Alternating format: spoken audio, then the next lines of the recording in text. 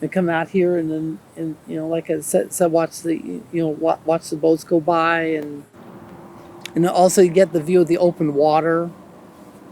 That's why I like is open open water. I, and I also think about some of the the boats I've ridden on in the past. I have memories up until maybe the early '90s because I remember the Tanya Harding scandal. And I mean, when we had the TV set blaring, I mean, we were all cracking up, thinking her her shoelace glitch was funny, and then she goes up to the judge and puts on big drama, and there we, well, there we were laughing up a storm. So you don't recall, say, like 9/11? Well, I'm starting to get very faint bits of memories of that because looking at the YouTube videos of how the North Tower went down. Yeah, I'm beginning to remember I had the TV set on, and I think it was in a restaurant setting. We, not too many people. Yeah, not too many people came into the restaurant that day, and so we just really could not function under the conditions. Oh, so you were working in a restaurant? Yeah, I think that's what I was. I think that was what my memory was, but I couldn't be. I still can't be sure. That's the only thing that sticks out.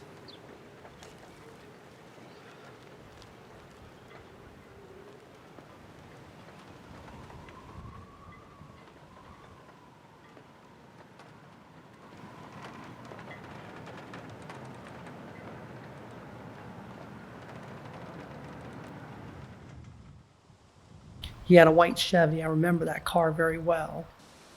I saw a lot of strange goings on in there because I know it was drugged with coffee. I don't know what kind of drugs they put in there, and they made a reference about murdering somebody, and drugged them to death. And somebody in that building got me out of there. I wanted to be dropped off under the Napa River Bridge. I didn't have a real plan, but just to get away from that Sutter Street apartment, where I would not be found. I was felt like I was in a daze. Couldn't remember my past or anything. And people in the apartment, identified me as Vincent Bordeaux. But when I looked around in my pockets, there was no, my ID was gone, and I had no wallet on me or anything. I was in such a daze. I just wandered the streets.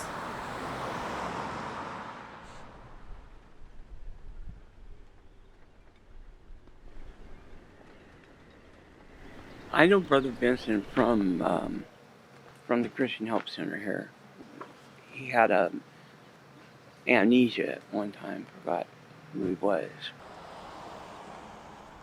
With Vincent Bordeaux, he was called to my attention. The supervisor, the volunteer supervisor, came to me and he said that, Sister, I'm having a really difficult time trying to do a needs assessment on him because he doesn't know who he is. He can't tell me anything about his past, and he doesn't know what's happened to him in the last few weeks. When I first met Sister Norma, I found out that she was the executive director of the Christian Help Center. When she and I first met, she didn't know what to think of me. But somehow I knew I could look up to her in one way or the other. I asked him questions, and a lot of the things he was telling me really perplexed me, but I listened to what he had to say and I listened for how he responded. And then he gave me some stories which I'm not feeling too comfortable with saying it on here because it was really far out. He was just very vulnerable. I couldn't figure out why the amnesia would be there. Oh, I didn't know really what else to do for him because in the meantime, we were trying to find his social security. We were trying to find all of his basic kind of information, and we didn't get that far. I'm Charlotte Webb. I'm a case manager. I interview the homeless clients and see how we can help them, see what resources are available in the community. They're from all walks of life, all nationalities, so many situations, not just financial. People are sick, coming out of nursing homes and hospitals are putting them out, mental health. So there's no one reason, why people are homeless.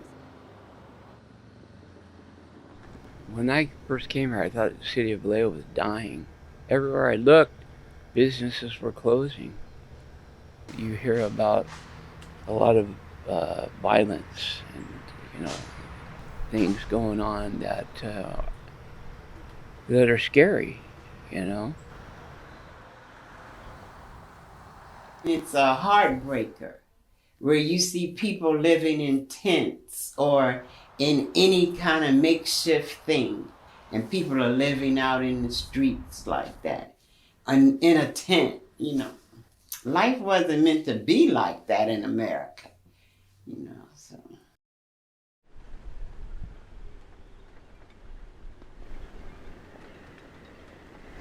Most people are just a paycheck away from being homeless. I was homeless. I put cardboard down on the ground and I slept on the ground. And I think that a lack of mental health services, I think that also people, not everybody, but many people that are out on the street have a problem with drugs and alcohol, as a result from the trauma that they've experienced in their life. They have a lot of mental health clients now, and it's hard for them to navigate the system. That contributes to your being homeless. What was your first impressions when Vincent first came to the Christian Hope Center? I thought he was so weird. But, and I must confess, I did not take his story seriously. He just told me about waking up under a bridge and not knowing who he was or how he got there. You need a point of reference to help somebody. A point of reference being, okay, your name, address, social security number, driver's license number. For them to not know it all, where can you start from? Well, I was taken in. I started doing some work around the CHC. And one of the things I found about Vincent, I could give an assignment to him and he would follow it through. He was able to stay at our shelter and be really a point person that we could really depend on. Dishwashing detergent anyway. I spent like several years trying to research for my social security card. I kept hitting up blanks all the time. The next suggestion was, let's put him in a newspaper or call the television station, Fast forward to January of 2014, I did a news interview. And that went on for a while, and then they got a hit. Who is he? Is his name even Vincent? And where is he from? I've just been struggling with this, and it's just been so frustrating. His attempts to find his family have hit dead ends. Sacramento, the TV station there, came out to interview me and interview Vincent, and took pictures of the Christian Help Center itself. That's when we could put the truth out there, or at least some of it anyway. A mystery of a man and his missing memory. By the way, Vincent says he wants to at least get a social security card so he can get a job. And then they aired the story, and somehow or the other, someone had called, and they had cued us that they were aware that Vincent's mother was looking for him. That morning I was called into Sister Norma's office. In fact, I was kind of, how should I say, finessed in there by, when she asked me to go to the kitchen and get her something. I told him, I said, Vincent, I think we found your mother, and I think your mother would like to come and see you. And he acted like blank. Sister Norma then turned the computer screen toward me. I looked at this picture, and it was actually an old picture taken of me, which I didn't even recognize. I felt so dumbfounded to hear about that identity. I says, that name does not click with me at all. She went over a laundry list of names of people. And there was Judith, Carol, Elsie, and I says, who are these three ladies? Are one of them an ex-wife and one of them a daughter or something like that? Or maybe someone who I probably might have knocked up, which I doubt. She says, one's your mom, one's your sister, one's your aunt. Unbeknownst to us, Judy had already come to the shelter without my knowing it, and she parked her car right at the sidewalk. And she was talking to me. She says, "Norma," she says, "I think I saw him. He's there." I said, "Really?" I said, "How do you know?" She goes, "Because I came by. I wanted to see if he really was there," and she spotted him. And so in the coming days, I met Judy. In one of the stranger stories we've come across, This is something that we have prayed about for a long time. Vincent Bordeaux has an answer to his prayers. The first thing I said, because I did not recognize her, he says, "Ma'am, I don't even have any idea who you are." His loved ones are more like strangers to him. They did a DNA test to make sure they're related.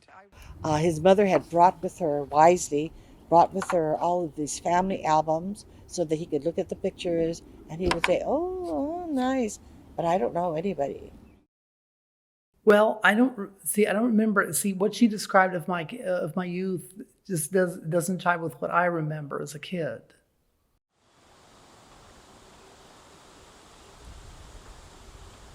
You can't imagine. Well, you can imagine if you lost a child. It was. I really did not think he was alive. I don't go up there anymore because of COVID, and I'm just getting too old to make the drive. But we talk every night. He's got a family, and his family want him in their life. That's wonderful. They wanted him in their life. I can never, ever tell you how wonderful it is that we actually found him again, because he disappeared. I was afraid that he had died. I was afraid that he had killed himself. But we were never able to find any evidence of that.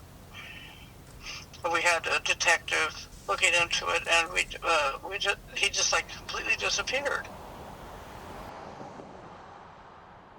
One of our neighbors actually saw him on TV and recognized him, and that's how we knew where he was. And so we were, my daughter and I, his sister, we were just completely blown away that where he was and how well he was taken care of. And so we consider this to be a miracle. Brother Vincent's taken me to the hospital when I couldn't drive to the hospital. Brother Vincent's always been a good friend. Vincent now has a driver's license, you saw it there, a social security card, so he can start applying for aid and jobs. He hopes with a little bit of help, he'll be able to start remembering things and eventually get a place of his own.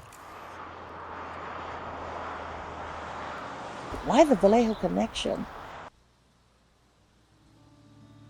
Why he would go from where he was in Alamo or whatever, come to Vallejo? Why would he want to, really stress the point that he came here?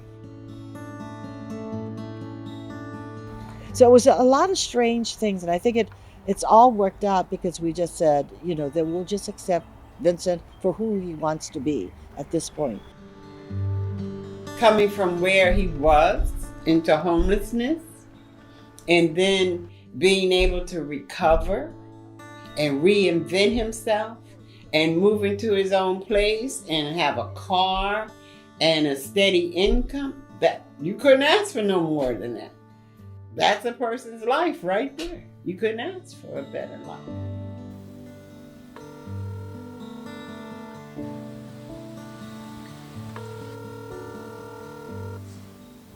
Sorry I missed your call. So. Oh, no problem. Well, first of all, I had a quiet day today. Yeah, and I'll tell you, we got this one guy, his name's Kenji, and he knows how to cook. Oh, okay.